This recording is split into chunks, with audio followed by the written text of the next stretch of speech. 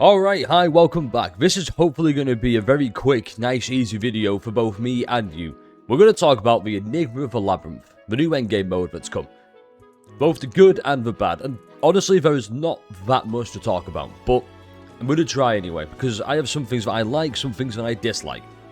Now the main thing that I like, and I really want to point this out, is that this is the very first time it's been introduced, so obviously there is going to be some flaws. There's going to be some bugs, some kinks that haven't been worked out. That said, I have not really experienced that many bugs in the first place. There are quite a few instances, and thankfully I've been recording some gameplay when I've got onto this. And you probably guessed by my progress as well, I'm not really fully caught up, because I've not been grinding. I've gotten to the point where I have M4 Pyrowis. That was kind of it. I just wanted to get the M4 Pyrus. Ignore that, I'm going to change that later on. So, there's that. The big one, you probably saw, or hopefully I'm flashing up on screen right now. Sometimes the boss drops don't really spawn in the right place. In fact, there was one time on stream where I spent about 10 minutes trying to kill a boss because the boss kept zipping into, I believe, what map was it again?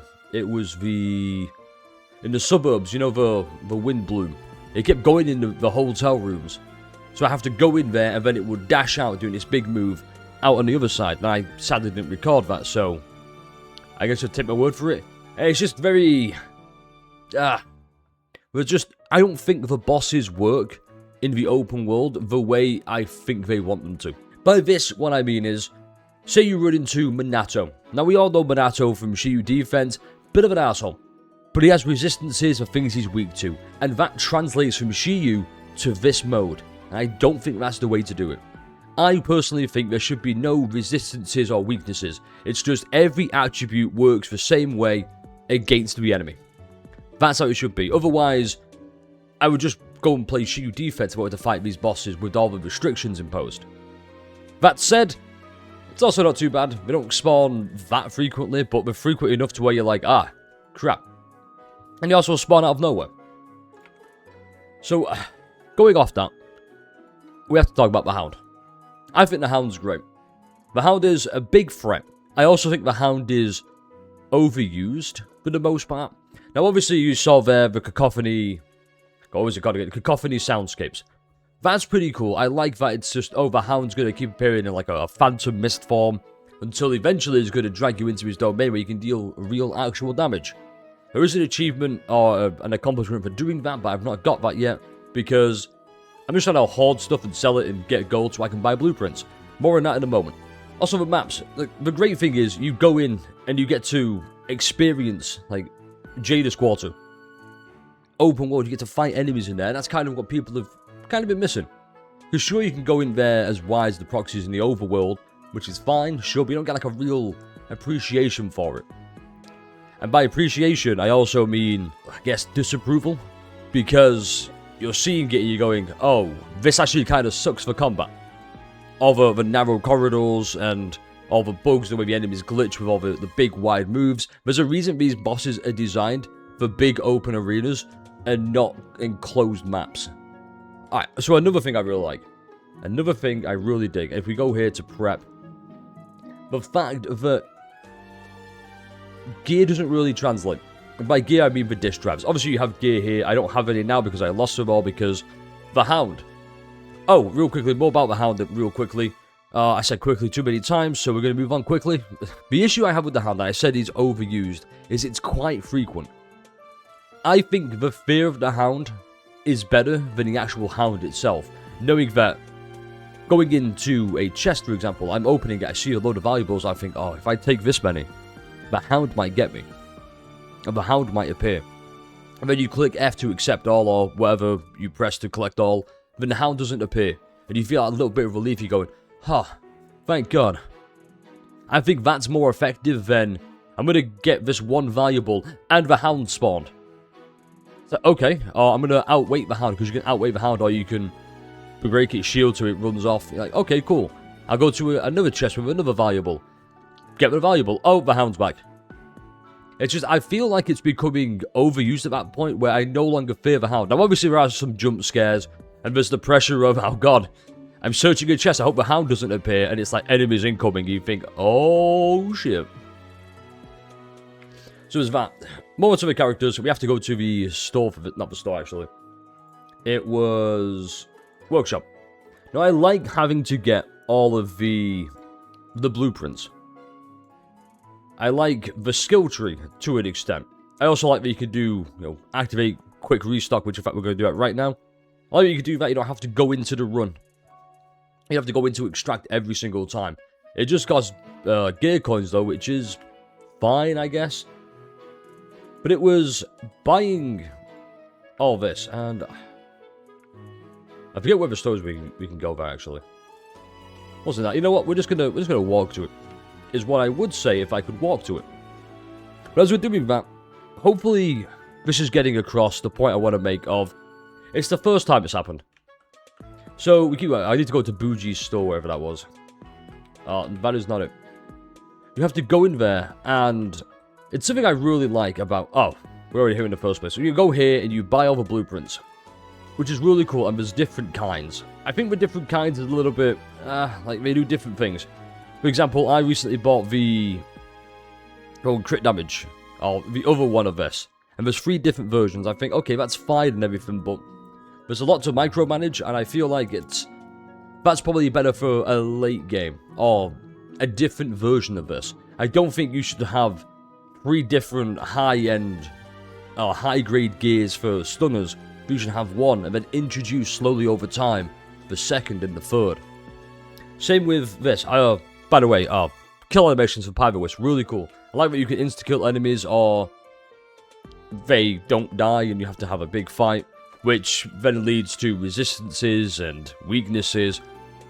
No 2 run is ever going to feel the same. No 2 run. No 2 runs are ever going to feel the same. Now, there's going to be some similarities, of course, because same maps, same drop points, same spawn points. But because you're going with a different team, it's... Oh, wait a minute. It also doesn't rely on you needing, like, an M6 Miyabi to clear. It just goes in, it's like, okay, this is Miyabi. Think of it like a trial agent that you can buff up by using the gear. I also like the idea that, once again, you can quick workshop and say I want to craft high-end anomaly gear and go quick restock. Boom, there we go. Craft that. But I can also go in and give it, and it's just nice. That's all I can say. There was a little bit of awkwardness. Like I said, I've not finished it all yet. The big one I want to talk about. And I think we have to go into one for this. I want to talk about durability. Now, as much as I love Breath of the Wild, I don't like the item durability. To an extent. I think it's not bad. Also, you can just work through this. Season missions, which are fine. Missions are just 2 missions. So we go here. Go to page. Right here. I don't have an anomaly character. Give me 1 second. Ramian. Now you see... Where was it again? Okay, I'm doing a really poor job, but hopefully I flash it on the screen where you can see... It'll say stuff like, oh, 8 of 8. So, for every 8 runs, or after 8 runs, the item breaks, and there's no way to repair that. You have to go in and craft more. I do kind of wish there was a way to recraft that. The same way, in a run, if an agent gets down, you have these special little healing pods that let you heal at the expense of HP to resurrect the fallen ally. That's cool. I wish there was something like that for the corruption levels that you get over time. And that's really all I've got right now. There's not too much to really dive into. It's, you go into a map. You go into the open world map. You kill enemies, you collect rewards, you extract before the hound kills you and you have to go and do the run back of shame, where like there are lost items available for recovery. I guess the only other thing I can really bring up, or really want to mention, is if we go to my storage. The access cards. This is something that really... I died because I was testing this out. I wasn't really invested in trying to get a good scoring run, which I always fall victim to. Always beware of the hound. The access cards. There are different locations where you can go in and you can use access cards to get treasure in these rooms. And I thought it was a case of, oh, once you unlock it once, it's unlocked for good. You can go back and keep doing it. That is not the case. I'm very undecided about that. I think on one hand, it's really good. It's a nice incentive. On the other hand, it makes me feel like I need to go to that. Like, I need to do that, because I mean, I'm wasting the access card. Case in point, if we go all the way back, you're seeing, or you saw, I had a Porcelaroy hub upgrade. There we go. Said it right. But rather than do that, I can go in another run, because I got the access cards, and that's more treasure. And the greed's really taking over.